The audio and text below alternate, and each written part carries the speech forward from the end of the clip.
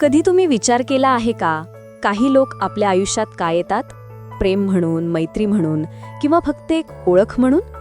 आपल्याला वाटतं ते आपल्याला जिंकायला मदत करतील किंवा आपल्याला हरवतील, पण सत्य खूप वेगळे आहे.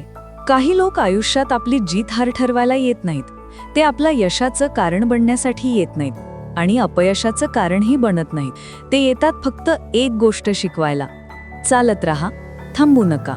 काही जण भेटतात थोड्या काळासाठी, पण त्या थोड्यात देखील ते आपल्याला पुढं घेऊन जातात, आपल्या विचारांना नवी दिशा देतात, मनातलं धैर्य जागं करतात आणि सांगून जातात, तू एकटा नाहीस, चालत राहा. काही जण भेटतात थोड्या काळासाठी, पण त्या थोड्यात देखील ते आपल्याला पुढं घेऊन जातात, आपल्या विचारांना नवी दिशा देतात, मनातलं धैर्य जागं करतात आणि सांगून जातात, तू एकटा नाहीस, चालत राहा. हे लोक कधीही कायम राहत नाहीत, पण त्यांची शिकवण कायम राहते.